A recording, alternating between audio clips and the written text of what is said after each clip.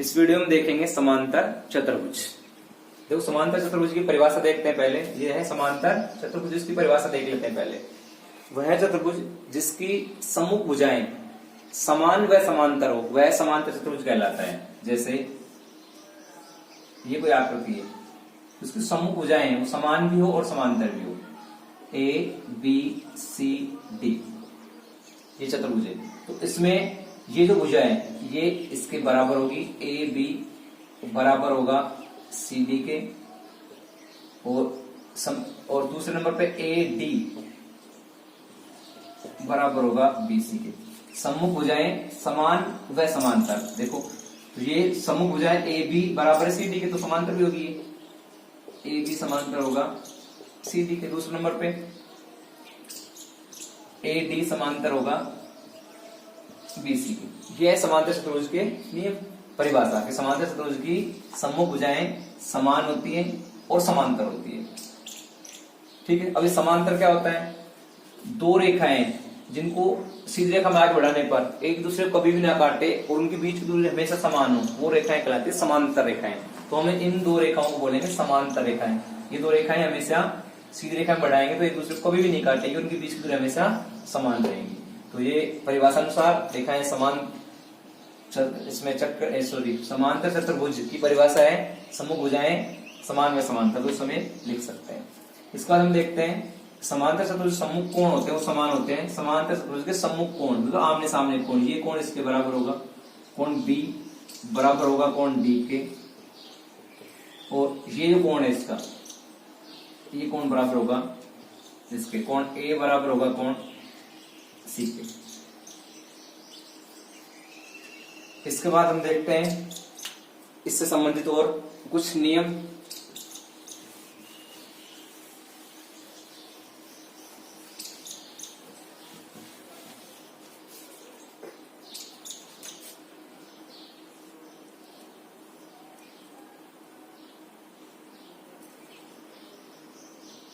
समांतर चतुर्भुज के विकर्ण होते हैं, ये कहलाते हैं समांतर चतुर्भुज के विकर्ण। तो ये समान नहीं होते हैं, समांतर चतुर्भुज के विकर्ण समान नहीं होते हैं। समांतर चतुर्भुज के विकर्ण समान नहीं है पर ये समद्विभाजित होते हैं। जहां ये विकर्ण इसके बराबर है मतलब बीई बराबर होगा ईडी के। दूसरे नंबर पे एई बराबर होगा ईसी के। अगर इसके विकर्ण समान हो जाते हैं समांतर चतुर्भुज के तो यह आयत कहलाएगा। समांतर चतुर्भुज के विकर्ण अगर समान है तो वो आयत कहलाएगा। अब हम पढ़ते हैं समांतर चतुर्भुज का क्षेत्रफल।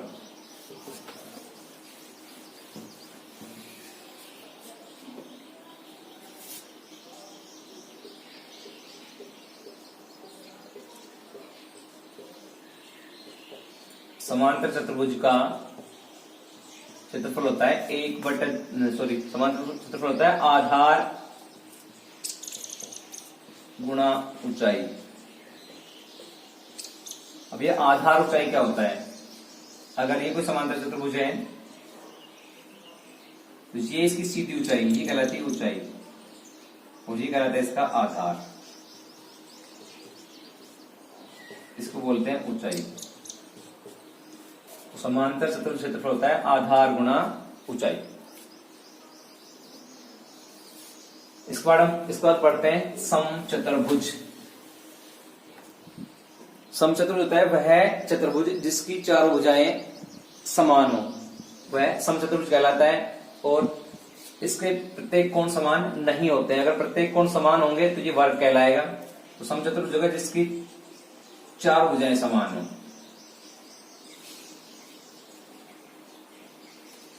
ऐसी आकृति समचतुर्भुज कहलाएगी इसकी चारों भुजाएं समान हो।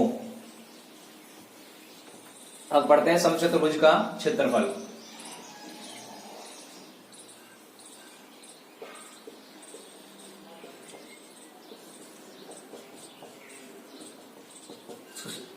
इसका होता है 1/2 गुणा विकर्णों का गुणनफल।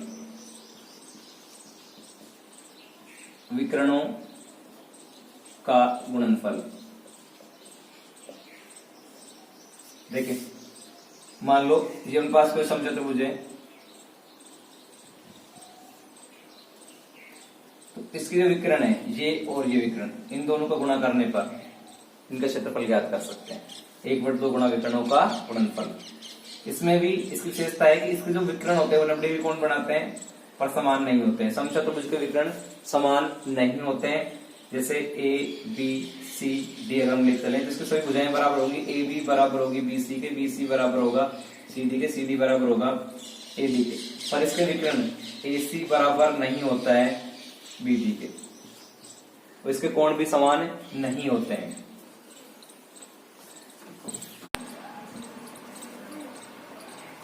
अब हम देखते हैं समलंब चतुर्भुज। समलंब चतुर्भुज क्या होता है? तो समलंब चतुर्भुज की परिभाषा होती है वह चतुर्भुज जिसमें एक जोड़ा भुजा या एक भुजाओं का युग्म समांतर हो।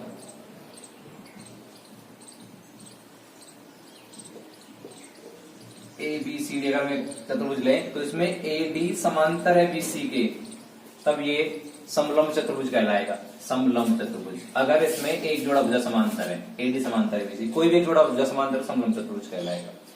हम पढ़ते हैं समलंब चतुर्भुज का क्षेत्रफल।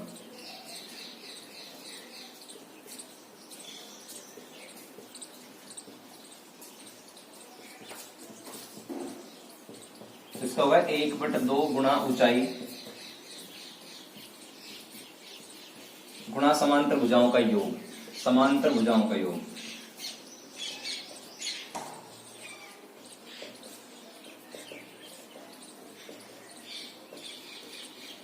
एक बट दो गुणा ऊंचाई समांतर भुजाओं का योग। जैसे देखो इसमें यहां से इसकी ऊंचाई क्या होगी, ये इसकी ऊंचाई कहलाएगी, बीच की ऊंचाई।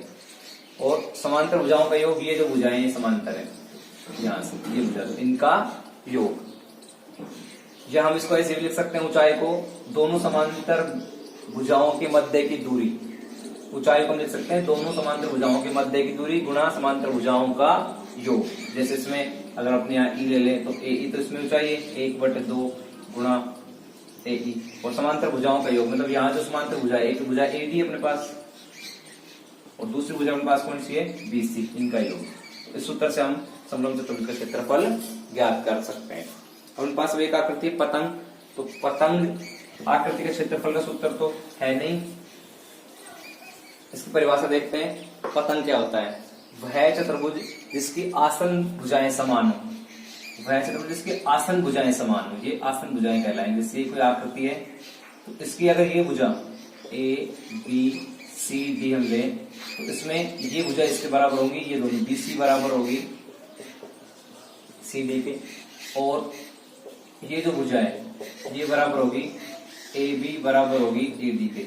ऐसी आकृति जिसकी आसन भुजाएं समान हो वो कहलाती है पतंग। अब अगले वीडियो में हम चतुर्भुज संबंधित प्रश्नों को हल करेंगे और देखेंगे इसके बारे में अगले